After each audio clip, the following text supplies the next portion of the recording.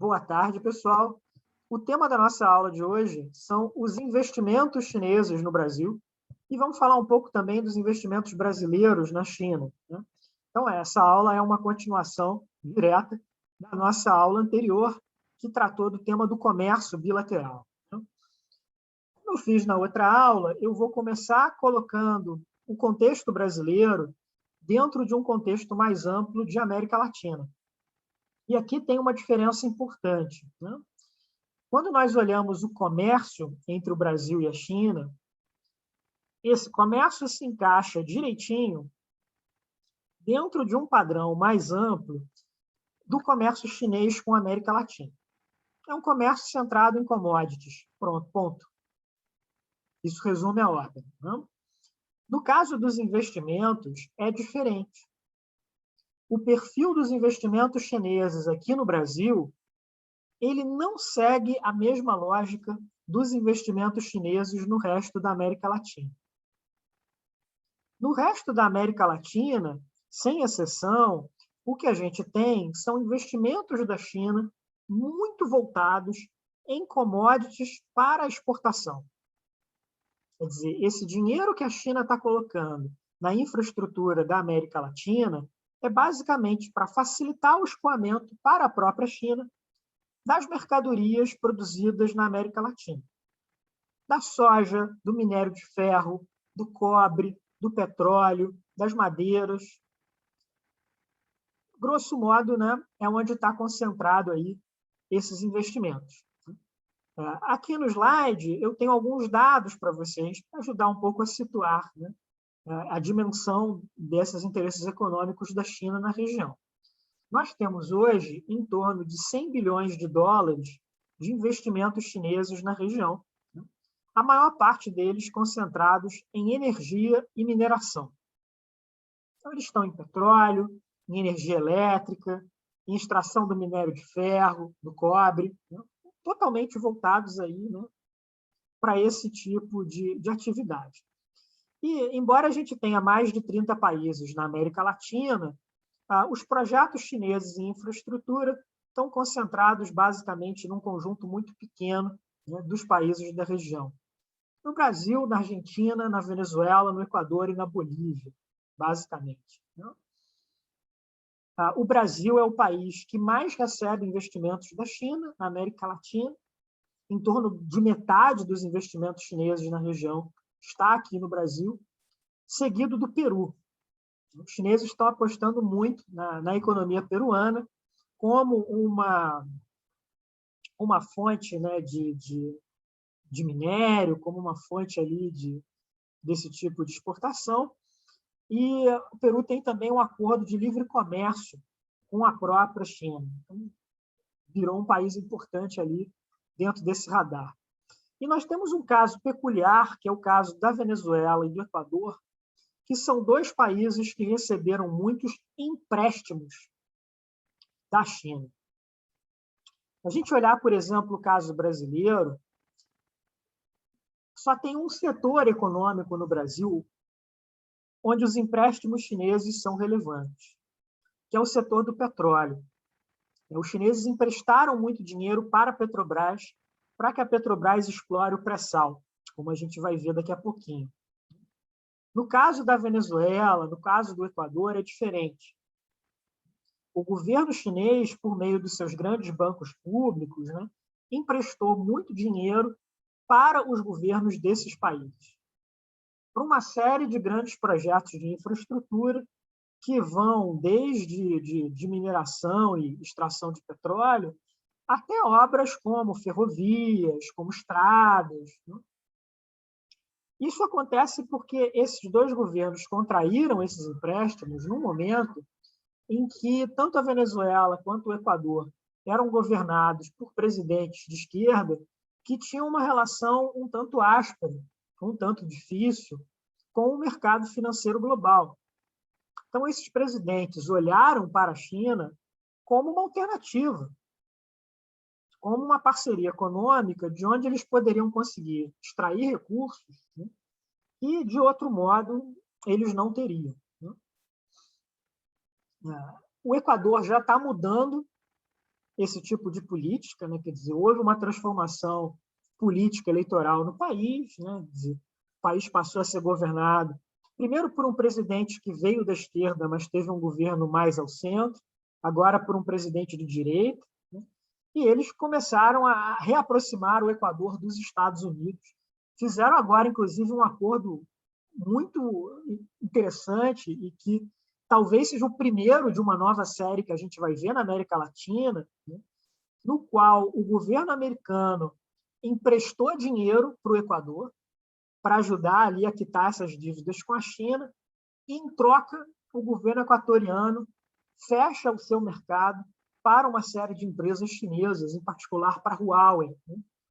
A gente vai ver também o caso da Huawei daqui a pouquinho, né? Quer dizer, é possível que esse padrão do Equador acabe se repetindo em outros países da região. Na medida em que a gente tem um acirramento da competição geopolítica entre os Estados Unidos e a China, na América Latina. E mais governos da região vão buscar, nos americanos, um contraponto para essa China em ascensão. E, claro, americanos dispostos a fazer um pouco mais de concessões, né? Dispostos a ceder um pouco mais, diante de um quadro de rivalidade com Pequim, né? Diante de um cenário em que estão preocupados ali com essa pegada econômica mais forte da China na América Latina. E um outro ponto importante, né, é o modo como a América Latina passou a integrar a nova Rota da Seda. Para quem trabalha com o tema, né, no caso do Otávio, né, a nova Rota da Seda começou com um foco muito voltado para a Eurásia e para a costa leste da África, mas, com o tempo, ela foi se estendendo também para outras regiões, para outros países, chegando, inclusive, também na América Latina. Então, nós temos hoje 19 países da América Latina que fazem parte da nova Rota da Seda. Ali no slide tem ali uma lista deles, né? Inclui a Venezuela, a Bolívia, o Chile, o Uruguai, o Equador, né? Vários países do Caribe, né? Várias ilhas caribenhas. É um número grande, dá ali mais da metade dos países da América Latina e do Caribe, mas reparem que tem uma questão ali envolvendo o tamanho desses países. Os maiores países da América Latina, independente da sua orientação política, até agora optaram por ficar fora da nova Rota da Seda. Brasil, México, Argentina, Colômbia, nenhum deles entrou até agora na nova Rota da Seda. Tem uma percepção por parte desses países, né, de que entrar na nova Rota da Seda significa perder autonomia. Significa abrir mão de determinados potenciais, ou se atrelar demasiadamente, né, a uma visão política de Pequim. Quer dizer, por qualquer que seja a razão, os maiores países da região basicamente olharam a nova Rota da Seda e disseram, olha, obrigado, mas não. Obrigado, mas nós vamos ficar de fora desse grande projeto.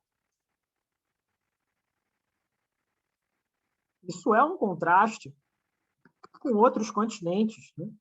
Em particular com a África e com a Ásia, onde os países têm ingressado na nova Rota da Seda de uma maneira mais entusiasmada com esse grande projeto de investimentos. Então, pode ser por conta da distância, pode ser por conta do investimento chinês aqui ainda não ser tão expressivo quanto é o investimento americano, quanto é o investimento europeu. Pode ser uma própria desconfiança mesmo, né, em termos de relações diplomáticas, que ainda são muito recentes, né? Mas o que a gente tem é um cenário no qual a América Latina tem optado por manter uma certa reserva da nova Rota da Seda. E o maior país latino-americano nesse projeto é o Chile. A maior economia latino-americana nesse projeto é o Chile, que é um país que faz acordos de livre comércio com todo mundo, inclusive com a própria China, né? e que também tem se mostrado mais flexível nessa questão dos investimentos, né? Então, é um estudo de caso interessante, ele faz um contraste ali com as outras visões, né, que a gente vê no resto da América Latina. Bom, vamos falar agora um pouco desses números para o Brasil, né? Se vocês olharem as várias fontes dos investimentos chineses no Brasil, vocês vão encontrar números que têm uma certa variedade, né? Não é muito fácil ter a dimensão precisa de quantos bilhões a China investiu no Brasil, porque, às vezes, esses investimentos vêm por meio de subsidiárias chinesas que estão na Europa ou em outras regiões, né? Às vezes, se contabiliza o que já foi anunciado como um investimento que já está ocorrendo. Então, quer dizer, vocês vão ver que tem uma certa variação nesses números. Esse número de 66 bilhões que eu estou passando para vocês, ele veio do relatório mais recente, que foi lançado agora em agosto, do Conselho Empresarial Brasil-China. Então, ele tem ali um levantamento bastante detalhado, né, do que foram esses recursos. E há uma fortíssima concentração desses investimentos chineses no Brasil no setor de energia elétrica. Em torno da metade desses investimentos chineses no Brasil está em geração, transmissão e distribuição de eletricidade no país. E por isso eu dizia para vocês que é um padrão um pouco diferente daquele que a gente tem no resto da América Latina. Essa energia elétrica que os chineses estão produzindo, transmitindo ou distribuindo aqui no Brasil, ela não é exportada. Ela não é uma commodity que vai ser levada de navio ou por qualquer outro meio para a China ou para outros países. É uma energia elétrica que vai ser vendida aqui mesmo, dentro do próprio Brasil. O alvo dela é o mercado doméstico brasileiro. Então, é um cenário diferente. Em vez dele estar voltado para as commodities da exportação, o objetivo dele é atender o mercado consumidor interno do Brasil. Bom, por que isso acontece? A grande explicação para isso é o tamanho do Brasil. A grande explicação para isso é o peso econômico do mercado brasileiro, da população brasileira. Os nossos 210 milhões de habitantes são maiores, né, do que qualquer província na China. A província mais populosa da China, que é Guangdong, tem um pouco mais de 100 milhões de habitantes. E as maiores investidoras chinesas nesse campo, aqui no Brasil, são as grandes estatais chinesas da área, principalmente a State Grid e a China Three Gorges, né? A Três Gargantas, que foi a empresa estatal que o governo da China criou para construir a usina de Três Gargantas e que depois acabou se tornando uma empresa especializada na construção, na gestão de usinas hidrelétricas. E aí, lembrando que nós conversamos em aulas anteriores, né? Lá nos anos 90, as empreiteiras brasileiras acreditavam que seriam elas que iriam construir a usina de Três Gargantas. Então, lembra do que eu contei para vocês, né? Que essas empresas todas abriram escritório em Pequim e começaram a fazer lobby em cima do governo chinês. E quebraram a cara. Deu errado para elas, né? Porque o governo chinês tinha muito claro que a construção de Três Gargantas, da maior usina hidrelétrica do mundo, era uma questão não necessariamente de segurança nacional, porque não era tanto uma preocupação militar, mas era uma questão do interesse nacional chinês. Tinha que ser uma empresa chinesa para fazer aquela grande obra. E aí é o momento em que o governo chinês vai começar a criar essas grandes estatais do setor de energia, né? Elas vão desempenhar esse tipo de função, né? Elas vão desempenhar esse tipo de atividade. e muito especializados, não? Aliás, um detalhe importante, eu não lembro se eu já comentei isso com vocês em aulas anteriores, mas se eu já comentei, reforço o ponto porque ele é importante. Na América Latina, a gente vem de uma tradição onde a empresa estatal, com muita frequência, detinha o controle de um monopólio. Então, por exemplo, quando a Petrobras foi criada no Brasil, ela tinha um monopólio, né, da exploração do petróleo. Na China, as empresas estatais competem entre si. Então, você não vai ter uma empresa só estatal para explorar o petróleo, tem 3. Você não vai ter uma só empresa estatal para explorar energia elétrica, tem meia dúzia. Embora todas elas pertençam ao Estado chinês, elas competem umas com as outras. Assim como as províncias e as cidades chinesas competem umas com as outras para atrair investimento privado. É uma lógica muito diferente da nossa, porque é setor público, é empresa estatal, mas elas estão competindo entre si. Às vezes é difícil para nós ter a compreensão de como esse modelo funciona, mas é importante a gente ter essa dimensão. O mesmo caso, por exemplo, também nos bancos públicos chineses. Os bancos de desenvolvimento da China, que financiam esses grandes projetos de infraestrutura na própria China ou no exterior, são vários.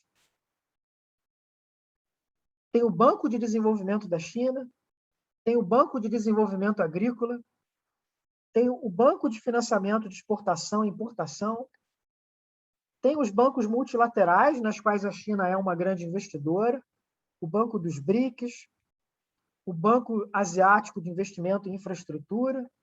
Tem 5 grandes bancos envolvidos nesse tipo de projeto. Muita coisa, não?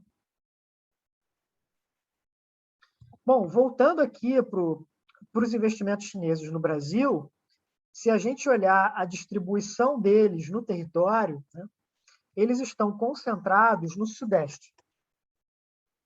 Só o estado de São Paulo concentra 1/3 dos investimentos chineses no Brasil. Claro, segue uma lógica, né, da distribuição espacial da economia brasileira, está mais concentrado onde a economia brasileira é mais forte, mas hoje em dia são investimentos que estão muito espalhados pelo território brasileiro. A gente só tem 2 estados brasileiros que não têm investimento chinês. Se eu não me engano, é o Acre e Roraima. O resto do país inteiro tem pelo menos ali um grande projeto chinês, ainda que concentrados na região sudeste.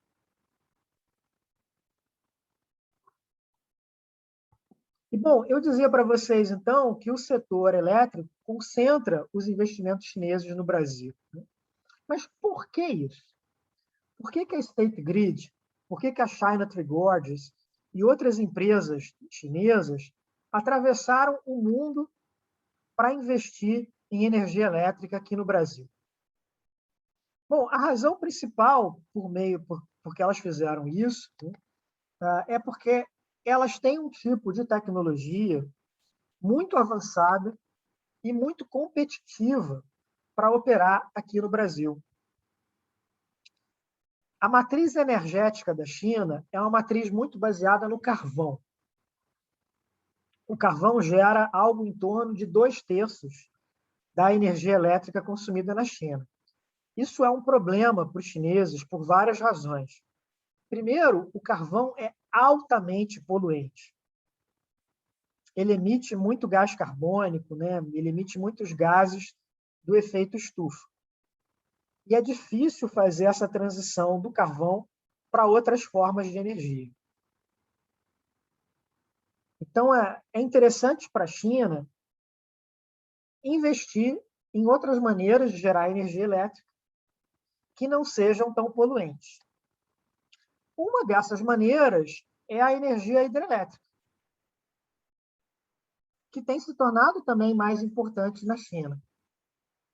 E, nesse aspecto, a China tem características que são parecidas com o Brasil, no sentido em que as áreas onde a China gera energia hidrelétrica são muito afastadas geograficamente dos locais onde essa energia hidrelétrica é consumida dentro da China. Então, é parecido com o Brasil, né? Itaipu está distante dos centros urbanos onde essa energia é consumida. A usina de Belo Monte, lá no Xingu, está distante de onde ela é consumida aqui no Brasil. Então, os chineses desenvolveram uma tecnologia para transmitir essa energia elétrica de onde ela é gerada, como, por exemplo, no rio Yangtze, né, no Vale das Três Gargantas, para os grandes centros urbanos da China, onde essa energia é mais necessária. Esse tipo de tecnologia de transmissão é conhecido, né, como tecnologia de ultra alta voltagem. Ela é muito mais eficiente, ela é muito mais limpa. Então, isso dá para as empresas chinesas, como a State Grid, uma vantagem competitiva na hora de realizar essas obras em outros países. Então, aqui no Brasil, a State Grid construiu, entre outras grandes obras, a linha de transmissão que conecta a usina de Belo Monte, lá no Rio Xingu, ao sudeste brasileiro. É essa obra que está na foto do slide. São 2.500 quilômetros de linha de transmissão, é muita coisa.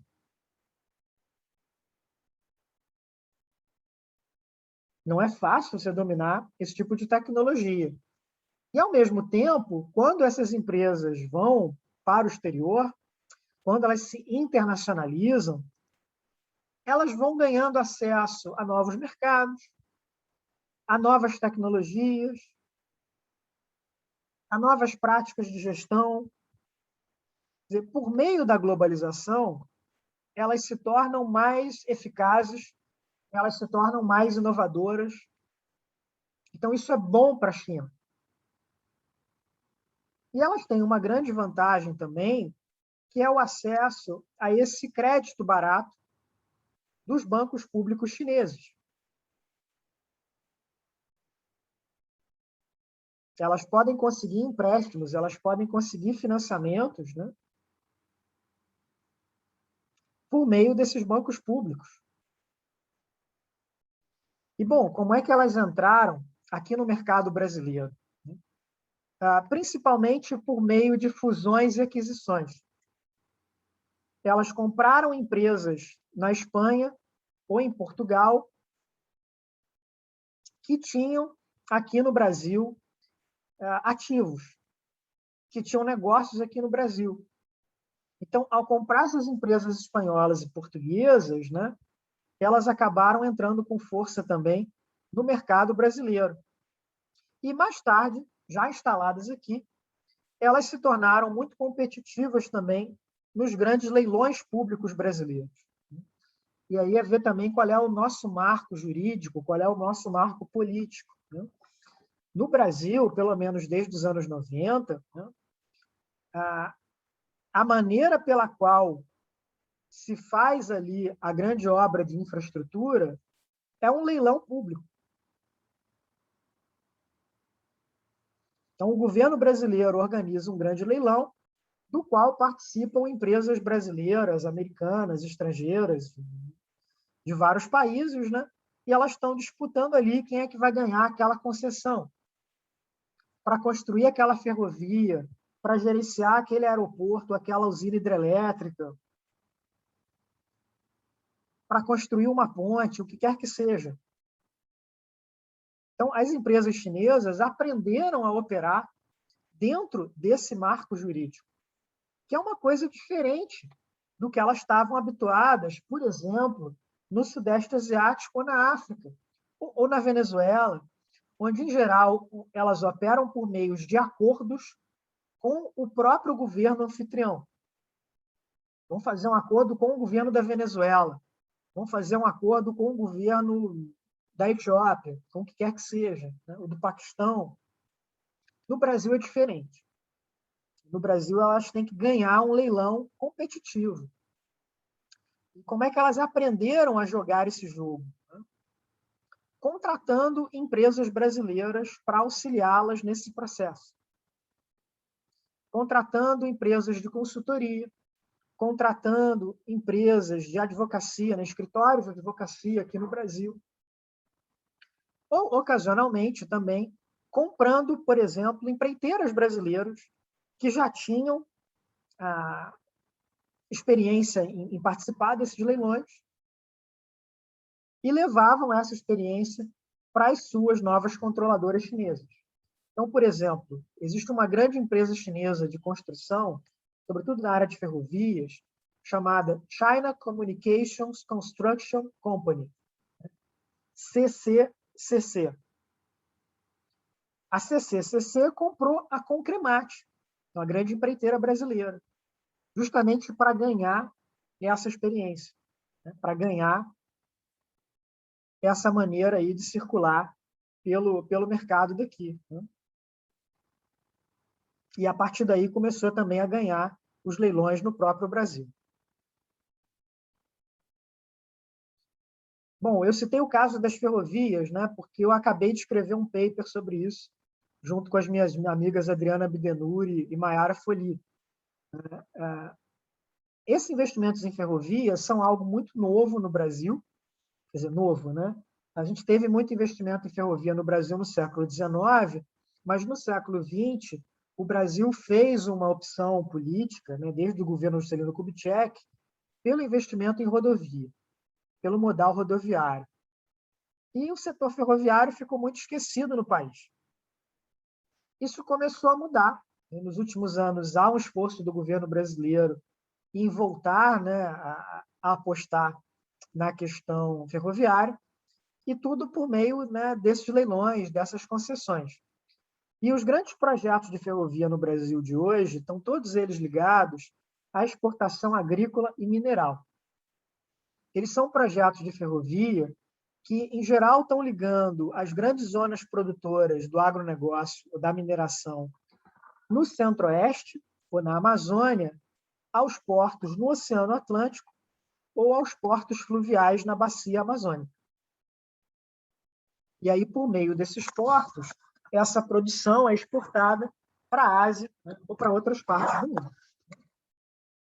E onde é que os chineses entram nessa história? Nós estamos falando do agronegócio, estamos falando da mineração. São os produtos que os chineses mais compram aqui no Brasil. As commodities que eles mais compram. Para eles é interessante.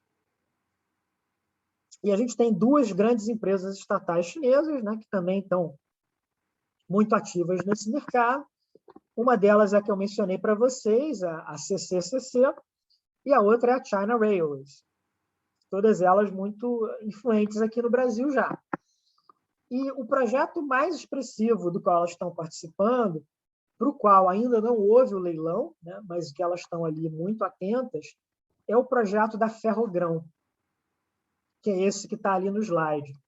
A Ferrogrão é um projeto de ferrovia de quase 1.000 quilômetros, ligando a cidade de Sinop, no Mato Grosso, à cidade de Miritituba, no Pará. Quer dizer, ligando o coração do agronegócio brasileiro a portos fluviais na Amazônia, por onde essa produção do agronegócio pode ser exportada para a China ou para outros países. Essa ferrovia vai correr paralela à BR-163, que é uma rodovia importante e que é uma rodovia que basicamente faz essa ponte do agronegócio do meio-oeste com a Amazônia. Em grande medida, a BR-163 foi ali a porta de entrada do agronegócio brasileiro na Amazônia, sobretudo para soja e para a criação de carne.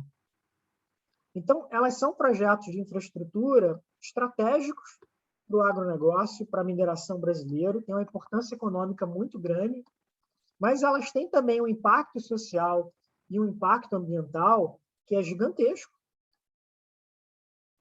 Elas entram em comunidades ribeirinhas, elas entram em povos indígenas. Tem um impacto imenso para tudo isso. Então, não é pouca coisa o que essas empresas chinesas estão fazendo aqui no Brasil. Mesmo que o investimento delas, quando você contabilize no total, não signifique tanto assim. Por exemplo, tudo que os chineses já investiram em transporte no Brasil, dá ali em torno de 5% do estoque de capital deles no Brasil. Mas, ainda assim, o meu argumento para vocês é que a importância desses projetos extrapola o caráter meramente quantitativo, que vai ter uma importância social, que vai ter uma importância ambiental, né? Que é maior do que a gente está acostumado a ver. Então, essa é a importância da Ferrogrão, essa é a importância das ferrovias chinesas de maneira geral. Uma outra área onde a gente vai ter também esse investimento significativo na América Latina são os investimentos chineses no caso do petróleo, né? E, como eu dizia para vocês, o petróleo é a única área da economia brasileira na qual os chineses fizeram muitos empréstimos. Então, ali no slide, a gente tem o quanto os chineses investiram, ou melhor, quanto eles emprestaram, né, para os países da América Latina. Então, de longe, eles emprestaram muito mais para a Venezuela do que para qualquer outro país da região.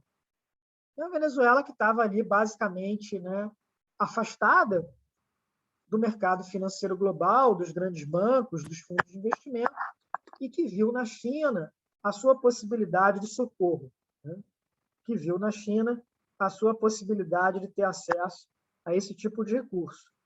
Mas logo depois da Venezuela vem o Brasil.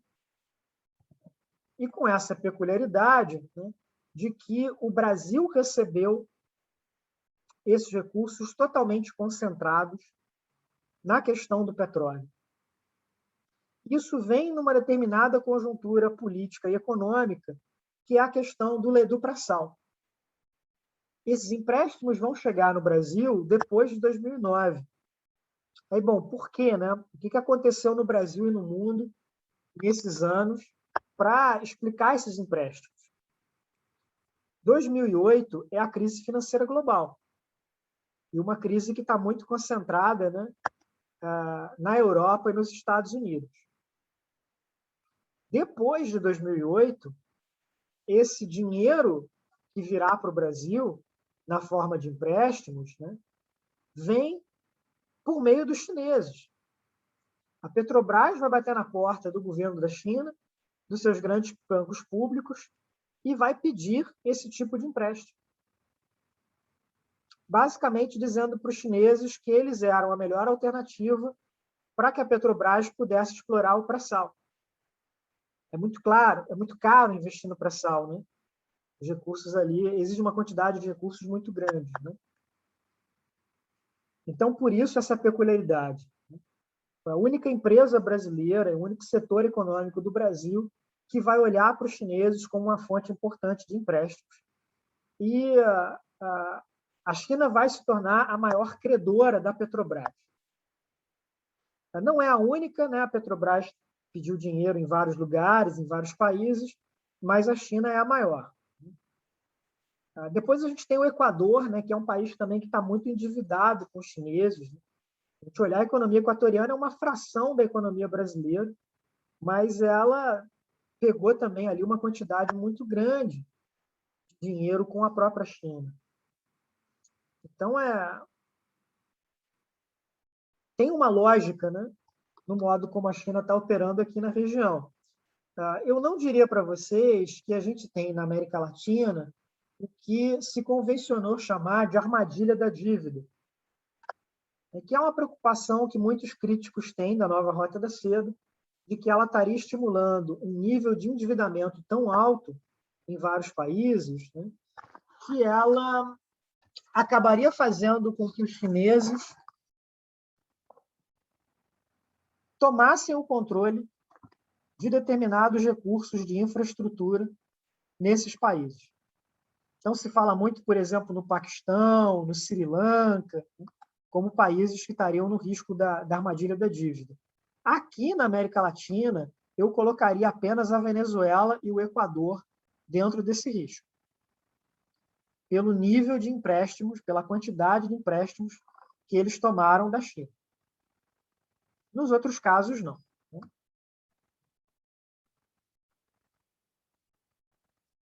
Bom, e aí como é que fica isso, a gente pensando num país como o Brasil? Primeiro, a gente está vendo no Brasil, nos últimos anos, mesmo antes do Bolsonaro se tornar presidente, uma reação crítica a esse crescimento dos investimentos chineses no país. E essa reação crítica vem de várias maneiras, mas, para os propósitos da aula de hoje, a crítica mais importante é aquela que olha os investimentos chineses como sendo um problema de segurança nacional para o Brasil. De que esse dinheiro que os chineses estão colocando aqui, né, causa riscos de que a infraestrutura econômica do Brasil, uma infraestrutura econômica chave, passe a ser controlada pelas empresas chinesas. Ou pelo próprio governo chinês, né, de maneira direta ou indireta. Por exemplo, esses grandes investimentos no setor elétrico provavelmente teriam sido proibidos num país como os Estados Unidos. A State Grid controla não só a transmissão da energia elétrica da usina de Belo Monte para o Sudeste, como ela comprou, há alguns anos atrás, a Companhia Paulista de Força e Luz, que é uma gigantesca distribuidora de energia elétrica no Brasil, que basicamente distribui energia elétrica para o Sudeste, né? Para São Paulo, por exemplo. Então, imagina, por exemplo, se os americanos iriam topar que uma estatal chinesa distribuísse energia elétrica para Nova York. Dificilmente, teria sido vetado. Mas, no caso brasileiro, não existe sequer essa previsão em lei. Então, se aquele investimento está atendendo ali às normas da legislação brasileira, ele não pode sofrer algum tipo de veto em nome da segurança nacional. Não tem essa possibilidade na legislação brasileira. Pode ser que mude? Pode ser. E nos últimos anos, a gente viu ali um cabo de guerra em torno dos investimentos da Huawei no padrão 5G de internet no Brasil. Bom, que é um leilão que vai acontecer no mês que vem, em novembro, e agora, aparentemente, a Huawei poderá concorrer. Mas a gente tem aí 2 anos de controvérsias sobre se isso aconteceria ou não. Uma polêmica muito grande, né? Que está se arrastando há muito tempo. E aí por quê? Porque o argumento do presidente e de outras pessoas dentro do governo, né, é de que a Huawei seria um risco para a segurança nacional brasileira. De que ela usaria o padrão de 5G, usaria esse controle sobre as telecomunicações do Brasil para promover espionagem. Para se apoderar desses dados, dessas informações pessoais dos cidadãos brasileiros e para usar isso aí para os seus próximos propósitos, né? Ou para atender aos objetivos do governo chinês. E aí? Será que pelos próximos anos a gente vai ter a manutenção desse ambiente aberto para o investimento chinês no Brasil? Porque esse ambiente aberto é fruto não apenas da lei brasileira, mas também dessa parceria estratégica entre o Brasil e a China, que vem lá dos anos 90. Há um detalhe, a foto no slide é o Bolsonaro com o presidente da Huawei no Brasil. Reparem que nenhum deles parece muito à vontade, né? Mas a Huawei está no Brasil há muito tempo, há mais de 20 anos, desde os anos 90. Né? E a Huawei tem como clientes grandes empresas brasileiras no agronegócio, no setor bancário, nas telecomunicações. E essa rede de clientes, essa rede de alianças que a Huawei criou no Brasil tem sido fundamental para a empresa, para que ela possa colocar pressão política em cima do governo brasileiro, para liberar a participação da Huawei no padrão 5G de internet. Então, tem sido algo difícil para a empresa, mas aparentemente ela conseguiu, né? Aparentemente ela vai disputar ali o leilão do padrão 5G agora em novembro. A questão é, esse ambiente aberto aos negócios com a China vai continuar? Ou será que a gente vai ter um outro governo brasileiro, ou talvez esse governo mesmo, né, colocando uma legislação mais dura em cima das empresas chinesas, querendo impor ali uma série de obstáculos, uma série de restrições aos investimentos dessas empresas no Brasil? Isso acontece em outros países. Aqui no Brasil não aconteceu, sim. Em parte pela economia, né? Se o Brasil tem vivido há muitas décadas uma escassez tão grande de investimentos em infraestrutura, que qualquer um que queira investir nessa área vai ser bem recebido no Brasil. Em parte por razões políticas, né? Tem uma parceria estratégica entre Brasil e China que abre caminho para esse tipo de investimento. Em parte porque os governos brasileiros também olharam esse novo cenário internacional e acharam que o mais interessante para o Brasil era apostar nesses conflitos, nessas rivalidades entre os vários países. E que, a partir dali, o Brasil poderia ganhar mais, tirando o máximo possível de cada parceiro. E, bom, eu estou citando muitos investimentos em infraestrutura, né? Mas os investimentos chineses no Brasil não se limitam a essa área. A gente tem também empresas chinesas que vieram para o Brasil para construir fábricas, para apostar diretamente no consumidor brasileiro. Por exemplo, na aula passada, eu mencionei uma empresa de ar-condicionado chineses, que é a maior do mundo nesse setor, chamada GRI. A GRI tem fábricas na Zona Franca de Manaus. Ou você tem a Chery, né, que vende automóveis, fabrica automóveis. Ela tem fábricas aqui no Brasil também. Quer dizer, esse mercado consumidor brasileiro é importante para as empresas chinesas, não só na área de energia elétrica, não só na área de infraestrutura, mas também nesses bens de consumo duráveis.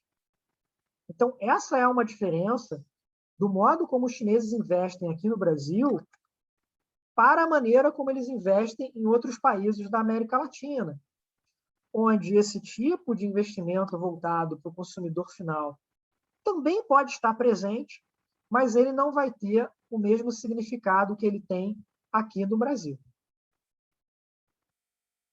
Esse é um ponto importante para a gente tirar da aula de hoje.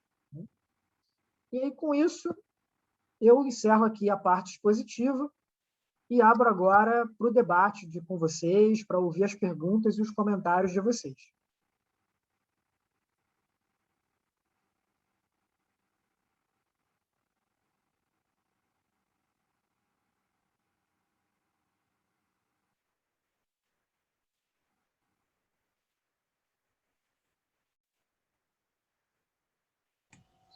Bom, professor, já que ninguém pergunta... Pode abrir os trabalhos, Astrid. Então, assim, eu fiquei interessada por isso que falou agora dos investimentos chineses em ferrovia, né? Eu não estava sabendo muito dessa área aqui no Brasil. E eu queria perguntar se isso também acontece na Argentina ou em outros países da América do Sul, porque a Argentina também tem um grande déficit, né, de infraestrutura, de investimento em infraestrutura ferroviária, e nesses últimos anos tem impulsionado assim um pouco esses investimentos, tem tido novos projetos assim de retomada, né, de alguns tramos, né, que antigamente funcionava muito bem para exportar também commodities, né, por meio de trenes, né, que a gente chama aqui, trens. Mas, assim, só queria perguntar isso, porque eu fiquei muito interessada, não sabia dessa área. A sua pergunta é exatamente o que, Astrid? Se isso também, esses investimentos chineses se dão também em outras partes aqui da região, por exemplo, Sim. na Argentina. A Argentina também está negociando um pacote grande de investimentos com os chineses em ferrovias, né? E até onde eu sei, também com uma lógica muito parecida, no caso da Argentina, se eu não me engano, mais voltada para a exportação da soja, né?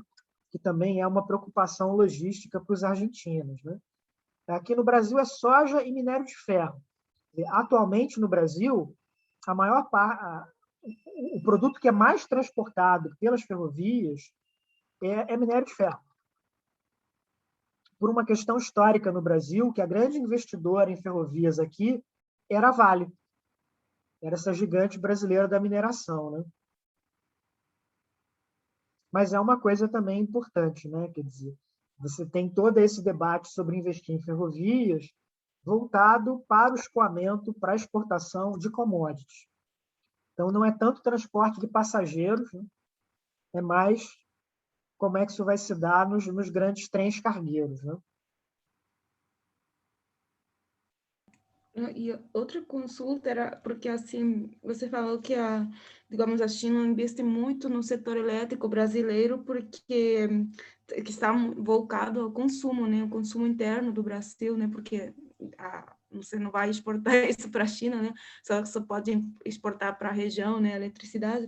Então, mas assim, na Argentina também existe esses grandes investimentos assim em energia nuclear, energia renováveis, né, da China. E aí eu fiquei pensando, né, porque a Argentina não tem esse grande consumo que deve ter Brasil, né, em energia elétrica, não tem um mercado tão amplo, não tem uma empresa tão importante como a Eletrobras, né? E não tem assim também uma grande população, né? Então, qual seria assim, a diferença, por exemplo, com a Argentina? Né? Desculpa eu voltar muito a Não, questão acho para a ótimo. Argentina. Faça isso com frequência. Tem agora uns 10 dias, né? Eu passei uma tarde aqui com um casal de amigos argentinos que veio me visitar e o rapaz é diplomata, né? Está servindo na embaixada em Brasília.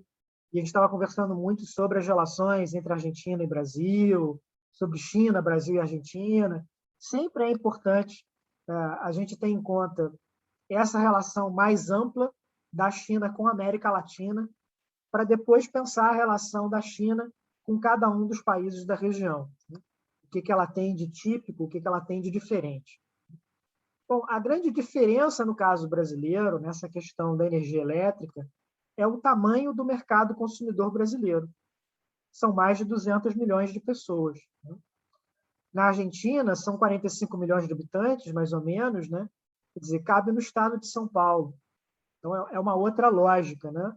É uma outra escala de operação. E também entra muito a questão do marco regulatório.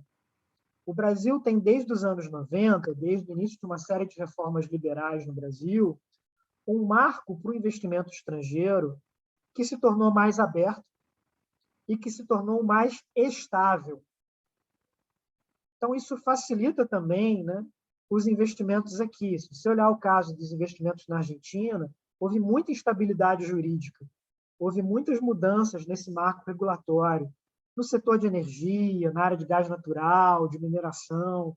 Então, isso também tornou esses investimentos estrangeiros mais complicados, não só para a China, mas também para outros países, né?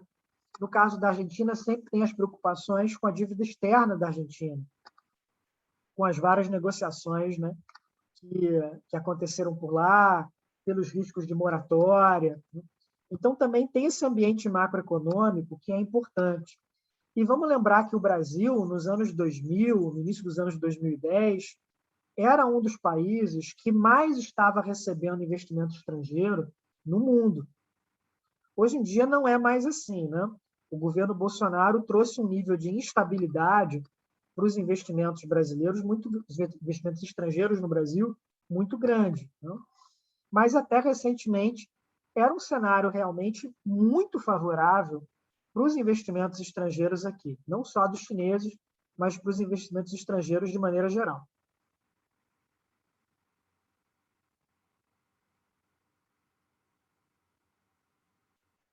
Eu vou aproveitar também e pegar o gancho. Toda? Como você falou, professor, eu também estudo Belt and Road Initiative e na graduação eu fiz com a Ásia Central, né, a Belt and Road Initiative na Ásia Central, e realmente a armadilha da dívida é uma dúvida nos países que ainda se tem uma certa dificuldade de aceitar a Belt and Road Initiative, principalmente em questão de infraestrutura. E eu me pergunto quanto o Brasil e os países que não aceitaram, né, participar da iniciativa aqui na América Latina não observaram também esse processo lá na Ásia Central, né, com esse medo da dívida, principalmente como o senhor mostrou com aquele gráfico, né, do quanto o Brasil pega de investimento com a China e ainda ficar, vamos dizer, refém ainda mais da China, claro. Nesse sentido, né? É uma ótima pergunta, Beatriz. Eu vou fazer aqui um pouco de autopropaganda, né? Mas eu escrevi recentemente, junto com o Felipe Junqueira, que eu acho que muitos de vocês conhecem, né? O Felipe foi me orientando no mestrado, terminou a dissertação dele agora tem 1 mês e meio, né? E o Felipe escreveu sobre o Belt and Road comparando Índia e Paquistão. A Índia se recusou a entrar na nova Rota da Seda e o Paquistão entrou, virou um dos corredores estratégicos do projeto. E, bom, os dois países onde a China mais investe no setor de energia elétrica são o Brasil, em primeiro lugar, e o Paquistão, em segundo.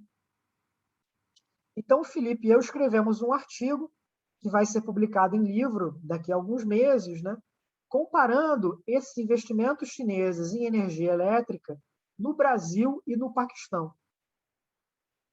Então, a gente queria entender como é que era essa lógica chinesa, né? Porque o Brasil não faz parte da nova Rota da Seda,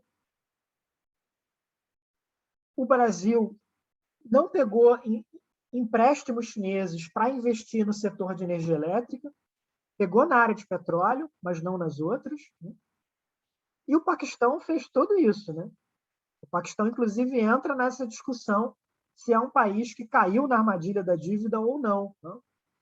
E ficou bem interessante essa comparação que a gente fez, né? Acho que mais pessoas deveriam fazer essa análise comparativa, tentar entender em como essa ação das multinacionais chinesas é diferente aqui no Brasil do que ela é em outras regiões. Por exemplo, no caso do Paquistão, tinha muita empresa chinesa que estava exportando para o Paquistão uma tecnologia de carvão que tinha ficado obsoleta na própria China. Isso agora vai mudar.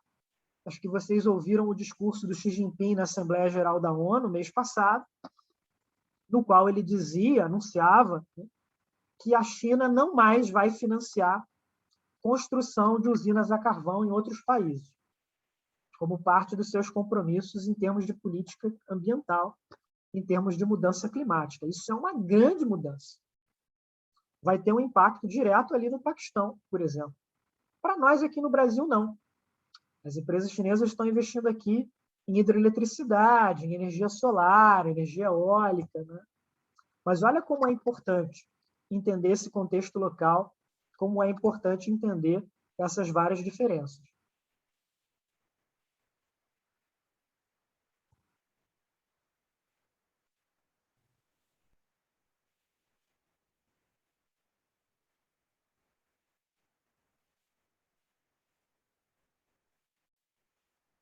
Aliás, eu diria que, na verdade, tem uma agenda de pesquisa aqui na América Latina, né, que é nos comparar mais, como região, a regiões em desenvolvimento em outras partes do planeta, né? Principalmente na África e no Sudeste Asiático. Eu acho que tem muita coisa do investimento chinês no Sudeste Asiático que a gente poderia fazer comparações interessantes aqui com a América Latina. Também, por exemplo, essa questão da busca por commodities, né? Então, no caso do Sudeste Asiático, é muito forte esses investimentos chineses em extração do óleo de palma, por exemplo. que é tão importante para o Sudeste Asiático quanto é a soja para a América Latina. Ou essa questão dos investimentos em infraestrutura, que é muito forte também por lá, em especial na área de ferrovias, ou na área de construção de oleodutos, de usinas de energia. Tem uma agenda aí a ser explorada.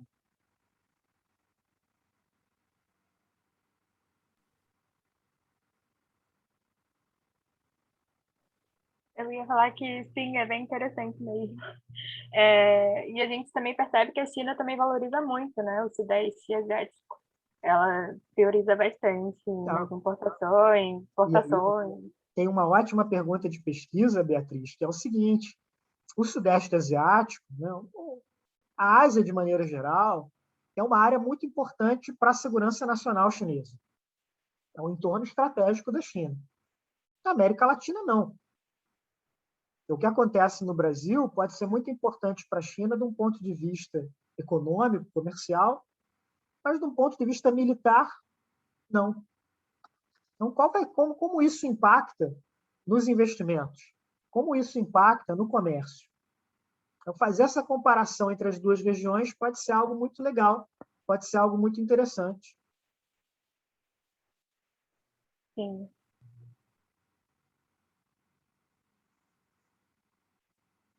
Um daqueles podcasts que eu recomendei para vocês, como atividade assíncrona, né?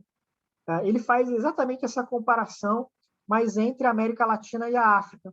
E ficou interessante porque o pesquisador que eles entrevistaram é um argentino, né? Eu até conheço, Santiago, que agora está fazendo o doutorado dele em Xangai.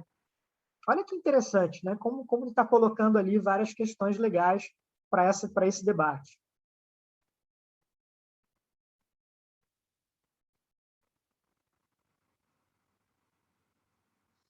Um outro tema que eu acho também que pode gerar uma agenda de pesquisa legal, né, é fazer um estudo sobre essas estratégias de comunicação, de soft power, das empresas chinesas aqui no Brasil, ou em outros países da América Latina.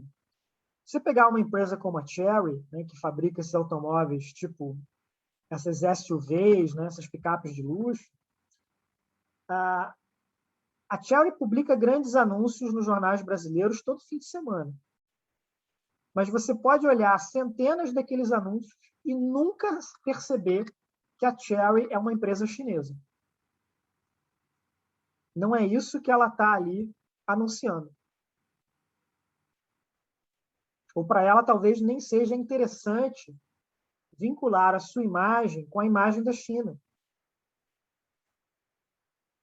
A State Grid faz isso. Ela patrocina muitos eventos culturais aqui no Brasil, misturando cultura chinesa com cultura brasileira. Apresentações musicais, festivais de cinema, né? Talvez por ser uma empresa estatal, né? Talvez por ter essa preocupação.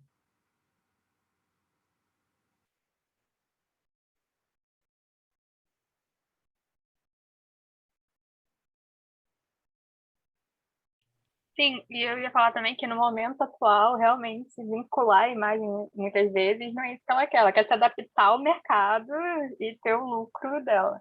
Então, Exatamente. hoje em dia... E talvez para ela a melhor maneira de se adaptar ao mercado seja, não digo escondendo a sua origem chinesa, mas pelo menos sendo muito discreta sobre esses seus vínculos com a China.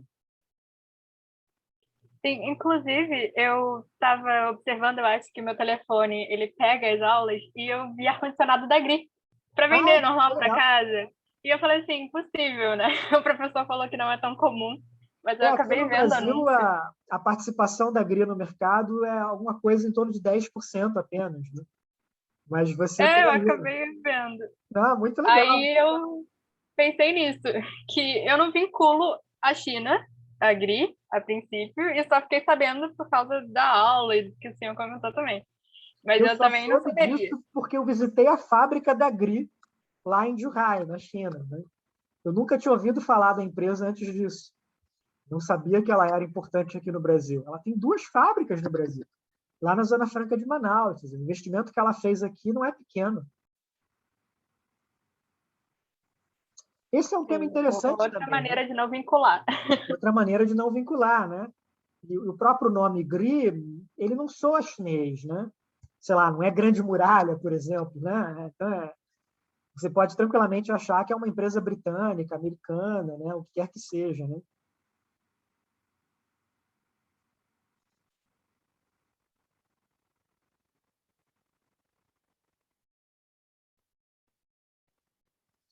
Bom, tem um tema interessante também nessa mesma linha, né?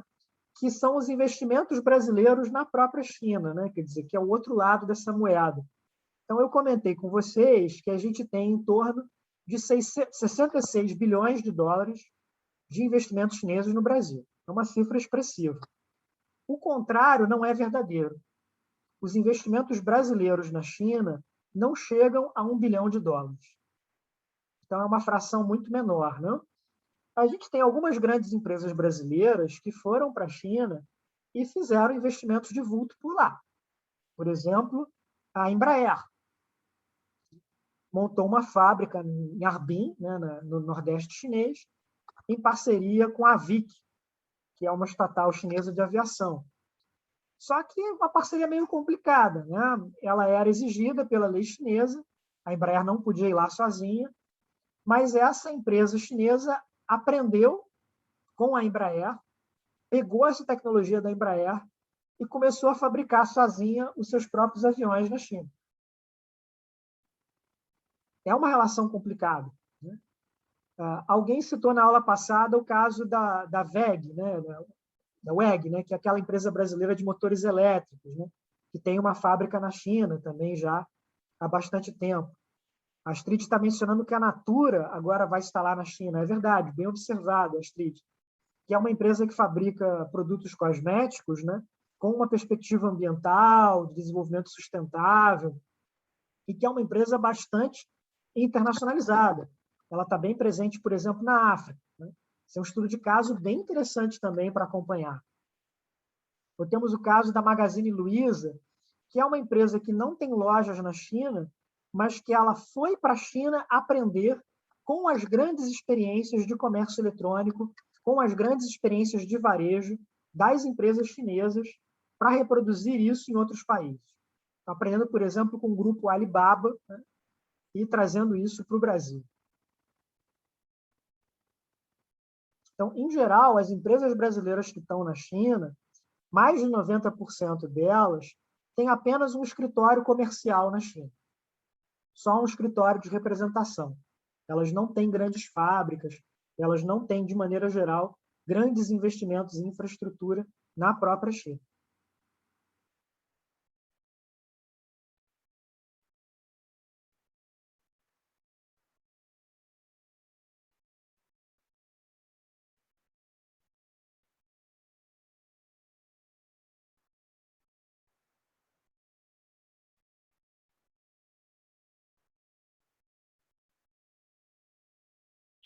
Eu ia mencionar que também pode ser que essa transferência não tenha fábricas e estações lá na China, devido também ao fato como aconteceu com a Embraer, né?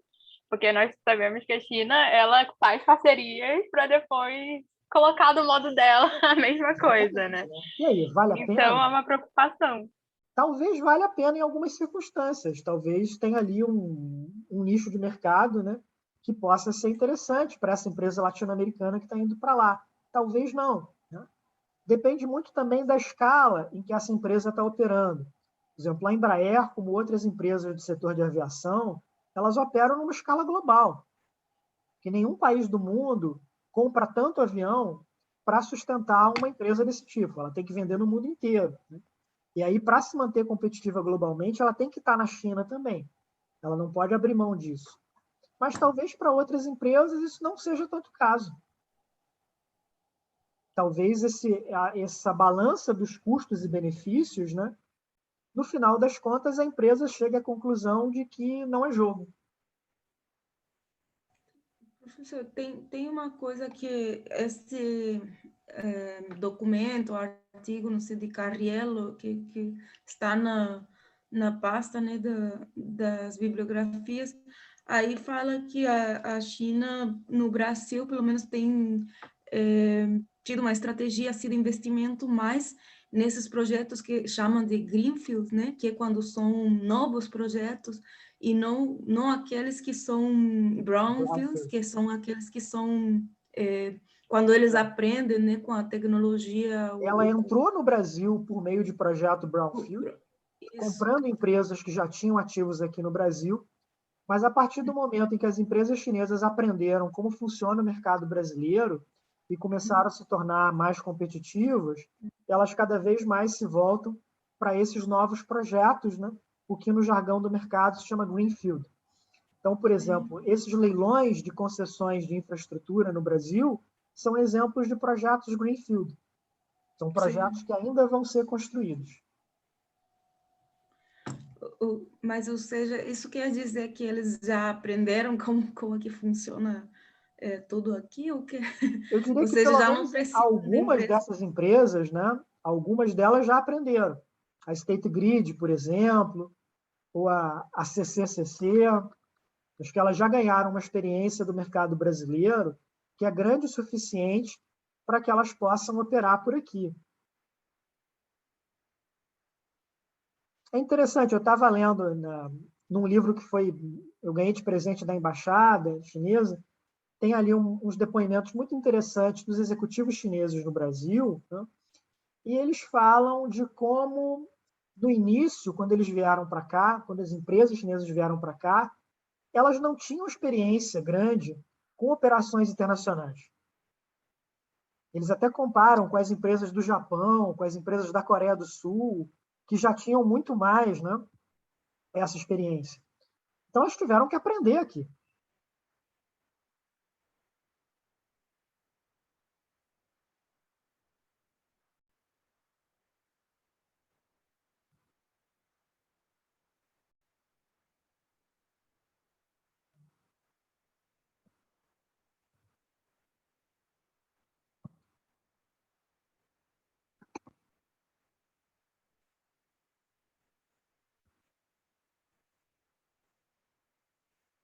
Mais perguntas? Mais comentários?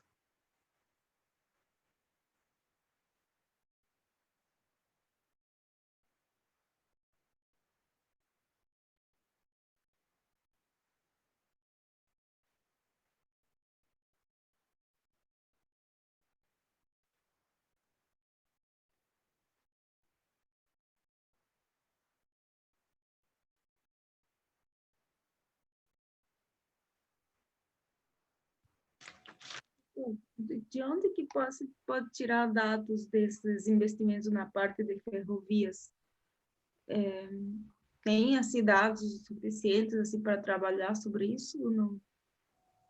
Olha, o que eu fiz no meu próprio paper, né? A gente foi atrás aí de algumas informações, né? A gente foi atrás de notícias sobre esses projetos. Eu vou passar para vocês o site do PPI, que é o Programa de Parcerias e Investimentos. Espera aí. Onde vocês podem ver o que está sendo negociado aqui no Brasil. Espera aí. Vou botar aqui no chat. Para quem quiser ver como é que estão essas concessões em infraestrutura, essa é a melhor fonte. E tem tudo lá. Eu fui ver hoje das ferrovias, mas tem também aeroporto, tem rodovia, tem os mapas. É super útil, é super importante. Eu vou passar o link também desse paper que eu escrevi sobre ferrovias. Ele está online já. Foi um trabalho que eu fiz para a Fundação Carnegie.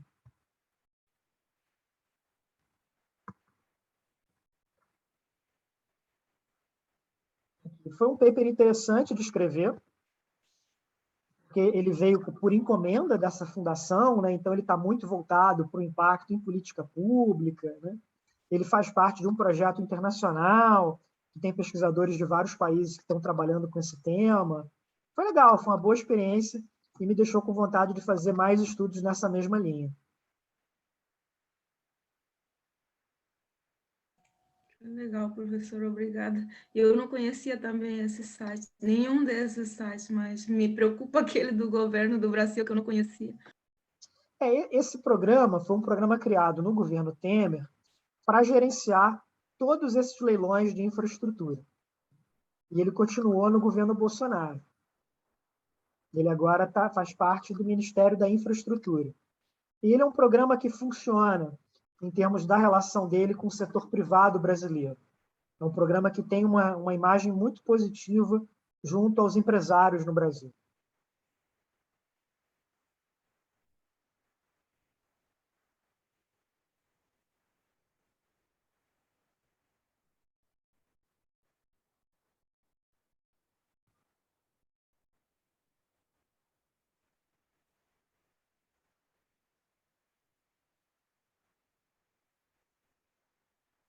Mais alguma pergunta?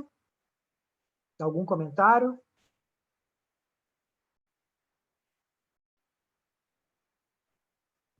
Bom, eu vou fazer então algumas sugestões para vocês. Na semana que vem é feriado, na terça-feira, e eu sugiro que, além da atividade assíncrona que eu estou recomendando no programa, vocês aproveitem também para assistir alguns documentários sobre a China que estão disponíveis no YouTube. Eles não estão diretamente ligados ao nosso tema do curso, mas eles são muito bons e eu acho que vocês vão gostar. O primeiro desses documentários é o People's Republic of Desire.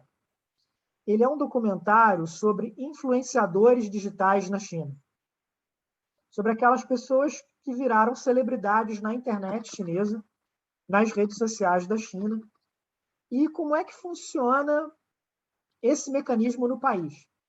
Então, basicamente, é um documentário sobre uma plataforma chamada YY, que é uma espécie de YouTube chinês, né? Uma plataforma onde as pessoas fazem vídeos, dão shows, né? E uma plataforma que movimenta milhões de dólares na China. Porque os usuários que estão assistindo ali os shows, os espetáculos, eles vão fazendo doações de dinheiro para esses grandes artistas, né? E é muito interessante e ajuda, inclusive, a entender por que o governo chinês agora está preocupado em regular melhor essa área do entretenimento, em regular o modo como essas celebridades operam, em controlá-las de maneira mais rigorosa. Então, vale a pena, é super interessante. Posso comentar? Uma vez eu vi uma série chinesa que tinha até empresas que tem grupos de artistas que fazem streaming nessa plataforma para poder ganhar dinheiro também em cima disso, agenciando eles. Exatamente, são as agências. Elas aparecem muito nesse documentário. Esse documentário está centrado em dois personagens, né? Um é uma moça que era uma enfermeira que vira uma popstar na rede, como cantora, né? Eles chamam de anfitriã, né? Quer dizer, ela é basicamente alguém que está apresentando um programa, né, numa plataforma. E o outro é um rapaz que vira um comediante, né, nessa plataforma. Ele faz um show de humor muito centrado ali na experiência das pessoas pobres na China, das pessoas dessa pequena classe média chinesa, né? As pessoas meio que são as grandes perdedoras do sistema, né? Então tem muita gente que se identifica com ele, com as histórias que ele conta ali. E é muito interessante, é muito bem feito, recomendo bastante para vocês. E o outro é um documentário dos anos 90 chamado Gate of Heavenly Peace, Portão da Paz Celestial, que é um documentário sobre o movimento de protesto estudantil da China nos anos 80. Aquele movimento que vai ser desmantelado pelo massacre da Praça da Paz Celestial. E é muito interessante também, muito bem feito, é muito voltado para entrevistas com os líderes estudantis daquela época. Então, é um documentário de meados dos anos 90.